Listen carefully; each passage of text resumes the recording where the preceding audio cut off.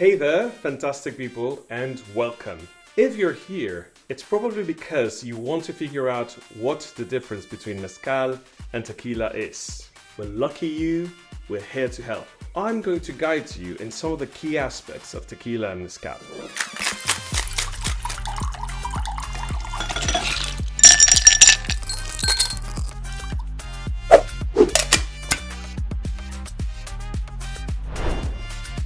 As we travel to the heart of tequila, I can't help but mention Altos. The thing is, it's not just any tequila.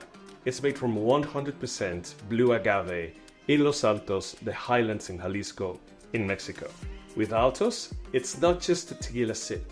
It's a 500-year-old tradition and expertise that you're talking about. So get ready to dig into the secrets, savor those tasty vibes, and party with the culture that brings us the golden goodness of tequila and the smoking cool mezcal.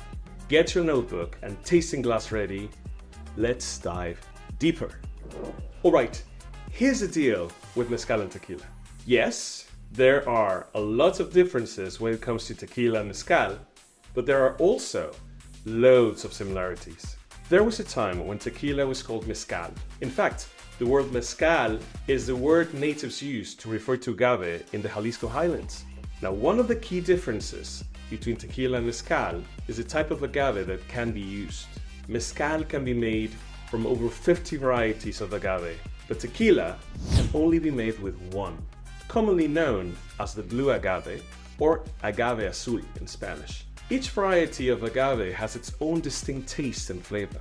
Some people say that tequila is originally from Jalisco and mezcal is typical from Oaxaca, and that is only true to some extent. Because the second point of difference between mezcal and tequila is where they come from. Legally, tequila can only be made in 5 Mexican states, with the majority being made in the state of Jalisco, whereas mezcal has its own regions that include some other states. The majority of mezcal is made in and around the state of Oaxaca. Just like in the world of wine with grapes, the terroir of the agave influences the character of the final product. In the world of tequila, the agaves are steam roasted in either brick or stainless steel ovens for very long periods. Now, these same ovens can be used for mezcal, but often mezcal producers choose to use ancestral or artisanal methods where the agave is cooked underground for many days over fire and covered by agave leaves, branches, and soil. In the case of this traditional method, a distinct smoky characteristic can be found. Not all mezcals are smoky. Now, both categories have a lot of similarities. In both cases, the cooked agave must be crushed, fermented, and then distilled at least 2 times. Most of the time, tequila is distilled in copper or stainless steel stills. Historically, mezcal wasn't aged, and to this day, most mezcals are bottled straight after distillation with a small amount of water for dilution. We're starting to see a few brands aging their mezcals, but it's not very common. Tequila started out in the same way, and for a long time there weren't any aged tequilas, because aged tequila only started being a thing perhaps in the 1970s. Here's how the aging classifications work for 100% agave tequilas like Altos. White, silver, blanco, or plata tequila has no age. Blanco or plata tequila is often considered the truest expression of the agave it is made from. Reposado or rested tequila is generally aged between 2 and 12 months in any size barrel. Now on to añejos. Añejo is a word in Spanish that literally means old or aged. Añejo tequilas are aged for a minimum of 12 months in barrels no larger than 600 liters in capacity. Most tequila houses use ex-bourbon barrels that are 200 liters in size. The oldest classification is called extra añejo, where tequila is aged in oak barrels for at least 3 years. That's a lot of information I've shared with you. So let's look in more detail at Altos Tequila, where it comes from and how it's made. Altos Tequila pays homage to the traditional tequila making methods. The distillery is located in the highlands of Jalisco, where finest quality agave grows. We only use 100% blue agave in every bottle of Altos Tequila. At every stage of production, we are honoring and respecting history. The ripe agave is slow cooked in brick ovens for 2 days. Altos Tequila uses 2 distinct methods to extract the cooked agave juices. Some of the agave is mechanically shredded in our Molinos roller mill. We also use an ancient Tahona wheel made from volcanic rock to gently crush the cooked agave and release its sweet juices. The Tahona method has become very rare in tequila production, with only a few distilleries still using it. Now, we like to ferment with agave fibers using a yeast strain cultivated from the blue agave. After fermentation, the liquid is distilled in small copper alembic stills 2 times. Every detail that goes into crafting Altos Tequila makes it unique.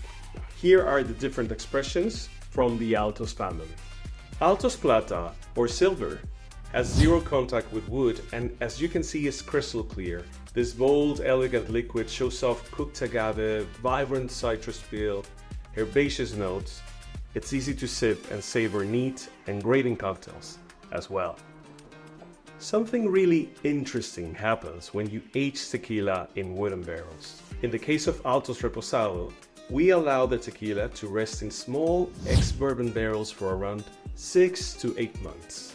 That interaction between the tequila and the American white oak starts to develop a new array of flavors. For me, the citrus changes to a warmer profile like tangerine or mandarin, and I start to notice baking spices.